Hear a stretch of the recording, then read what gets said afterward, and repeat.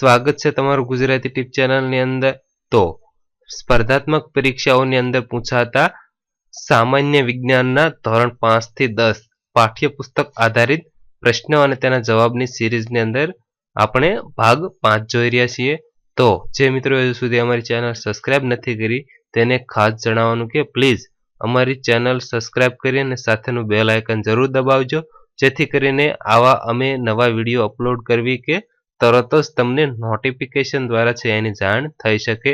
તથા વિડીયો પસંદ હોય તો એક લાઈક જરૂર કરવું તથા વિડીયોને વધારે શેર કરવા વિનંતી। ત્યારબાદ આપણે આગળ જોઈએ, રણ અટકાવવા માટેનો દિવસ ક્યારે ઉજવાય છે? તો રણ અટકાવવા માટેનો દિવસ 17મી જૂન આ દિવસે રણ અટકાવવાનો દિવસ તરીકે ઉજવવામાં આવે છે। ત્યારબાદ પડિયા પતરાળા બનાવવા માટે કયા પાંદનો ઉપયોગ થાય છે? તો પડિયા પતરાળા બનાવવા માટે ખાખરાના પાનનો સહી ઉપયોગ કરવામાં આવતો। ત્યારબાદ જોઈએ, જેસોર રીંછ અભયારણ્ય કયા જિલ્લામાં આવેલું છે? તો જેસોર રીંછ અભયારણ્ય બનાસકાંઠા જિલ્લાની અંદર આવેલું છે। ત્યારબાદ સિંહ, દીપડા અને ચિકારા માટેનું પાણિયા અભયારણ્ય કયા જિલ્લામાં આવેલું છે? તો સિંહ, દીપડા અને ચિકારા માટેનું પાણિયા અભયારણ્ય અમરેલી જિલ્લાની અંદર આવેલું છે। ત્યારબાદ થોળ પક્ષી અભયારણ્ય કયા જિલ્લામાં આવેલું છે? તો થોળ પક્ષી અભયારણ્ય મહેસાણા જિલ્લાની અંદર આવેલું છે। ત્યારબાદ ગીર રાષ્ટ્રીય ઉદ્યાન કયા જિલ્લામાં આવેલું છે? તો ગીર રાષ્ટ્રીય ઉદ્યાન ગીર સોમનાથ જિલ્લાની અંદર આવેલું છે। ત્યારબાદ દરિયાઈ રાષ્ટ્રીય ઉદ્યાન ક્યાં આવેલું છે? તો દરિયાઈ રાષ્ટ્રીય ઉદ્યાન દેવભૂમિ દ્વારકાની અંદર છે આવેલું છે। ત્યારબાદ જોઈએ, વાંસદા રાષ્ટ્રીય ઉદ્યાન ક્યાં આવેલું છે? તો વાંસદા રાષ્ટ્રીય ઉદ્યાન નવસારીની અંદર છે આવેલું છે। ત્યારબાદ વેળાવદર કાળિયાર રાષ્ટ્રીય ઉદ્યાન કયા જિલ્લામાં આવેલું છે? તો વેળાવદર કાળિયાર રાષ્ટ્રીય ઉદ્યાન ભાવનગર જિલ્લાની અંદર આવેલું છે। ત્યારબાદ જોઈએ આપણે, સિંહ ગર્જના કયા સમયે વધારે સંભળાય છે? તો સિંહ ગર્જના છે એ સૂર્યાસ્ત પછીના 1 કલાકની અંદર છે સૌથી વધારે સંભળાતી હોય છે। ત્યારબાદ જોઈએ, ભારતનું સૌથી જૂનું પ્રાણી સંગ્રહાલય કયું છે? તો ભારતનું સૌથી જૂનું પ્રાણી સંગ્રહાલય સક્કરબાગ પ્રાણી સંગ્રહાલય જુનાગઢ। ત્યારબાદ જોઈએ આપણે, તો સક્કરબાગ પ્રાણી સંગ્રહાલય જુનાગઢની સ્થાપના ક્યારે થઈ હતી?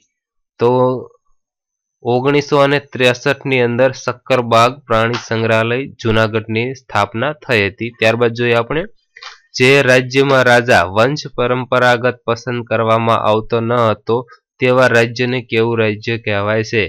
તો જે રાજ્યની અંદર રાજા વંશ પરંપરાગત પસંદ કરવામાં આવતો ન હતો આવા રાજ્યને ગણરાજ્ય તરીકે ઓળખાતા હતા। ત્યારબાદ જોઈએ આપણે, રાજ્યના રાજા અને સભ્યોની જ્યાં સભા ભરાતી હતી તે જગ્યાને કયા નામે ઓળખવામાં આવતી?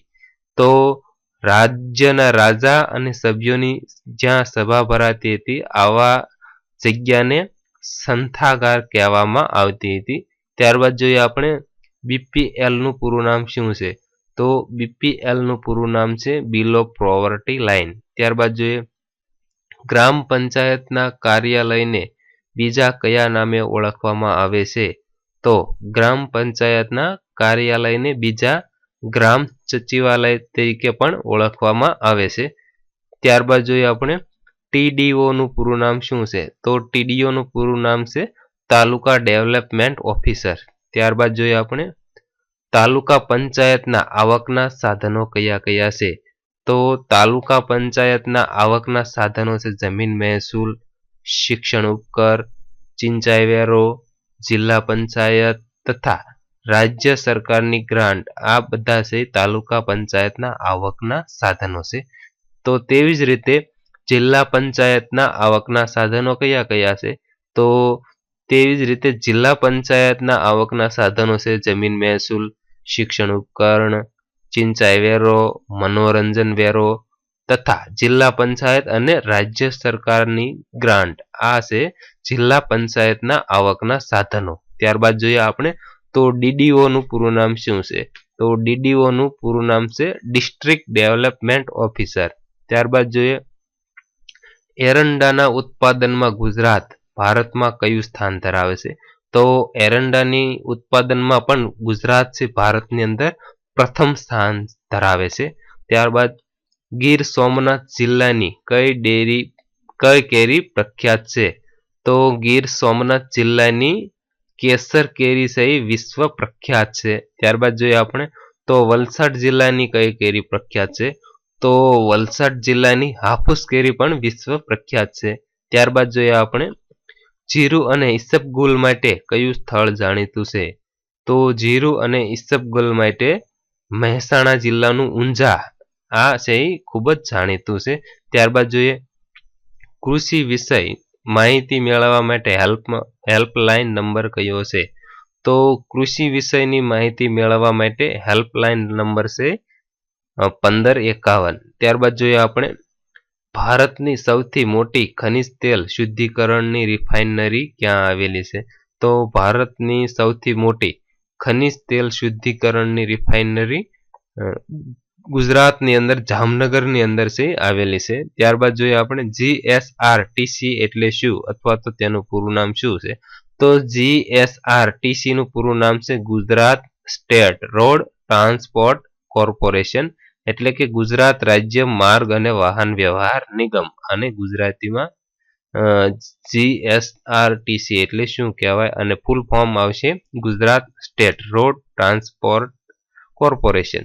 ત્યારબાદ જોઈએ આપણે ગુજરાતમાં રેલવેની શરૂઆત ક્યારે થઈ હતી? તો ગુજરાતની અંદર રેલવેની શરૂઆત 1955ની રોજ થઈ હતી. ત્યારબાદ જોઈએ આપણે બૌદ્ધ સાધુઓને કયા નામે ઓળખવામાં આવે છે? તો બૌદ્ધ સાધુઓને લામા તરીકે ઓળખવામાં આવે છે. ત્યારબાદ જોઈએ તો ગૌતમ બુદ્ધનો જન્મ ક્યાં થયો હતો? તો ગૌતમ બુદ્ધનો જન્મ કપિલવસ્તુ નગરી પાસે લુંબિની વાનમાં થયું હતું. તો ત્યારબાદ જોઈએ આપણે ગૌતમ બુદ્ધના પુત્રનું નામ શું હતું? તો ગૌતમ બુદ્ધના પુત્રનું નામ છે શુક્લ. ત્યારબાદ જોઈએ સિદ્ધાર્થને જ્ઞાન પ્રાપ્તિ ક્યારે થઈ હતી? તો સિદ્ધાર્થને જ્ઞાન પ્રાપ્તિ વૈશાખી પૂર્ણિમાના દિવસે થઈ હતી. ત્યારબાદ જોઈએ તો સિદ્ધાર્થને જ્ઞાન પ્રાપ્તિ થઈ તે સ્થળ હાલ ક્યાં આવેલું છે?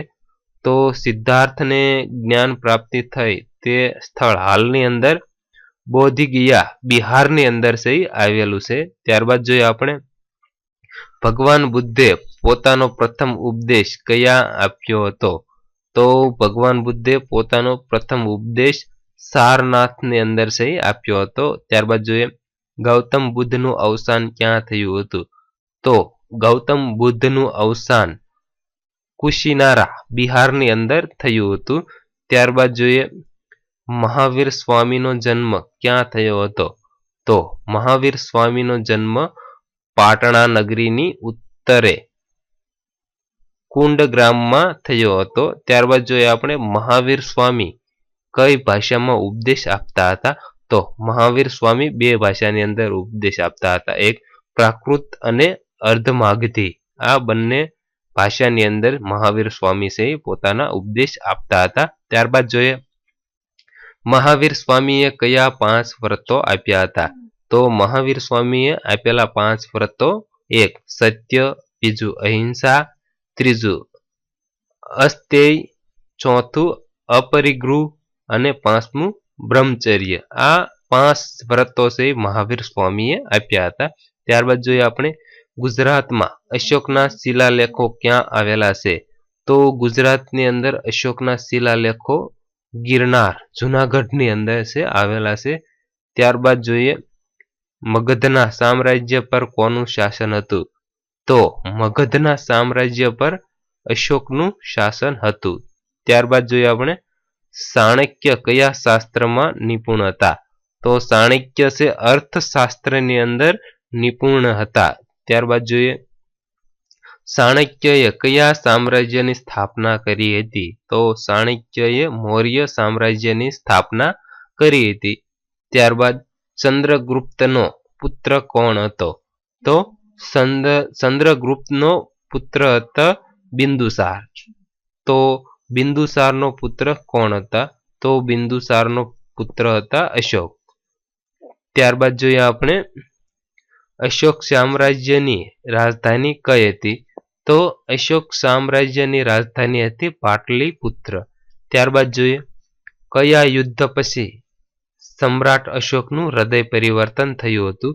તો કલિંગના યુદ્ધ પછી અશોક રાજાનું હૃદય પરિવર્તન થયું હતું. ત્યારબાદ જોઈએ અશોકના જીવનનું છેલ્લું યુદ્ધ કયું હતું? તો અશોક સમ્રાટના જીવનનું છેલ્લું યુદ્ધ હતું કલિંગનું યુદ્ધ, જેના યુદ્ધ પછી તેનું હૃદય પરિવર્તન થયું હતું. ત્યારબાદ જોઈએ આપણે અશોકે કોની પાસેથી શસ્ત્ર સંન્યાસ લીધો હતો?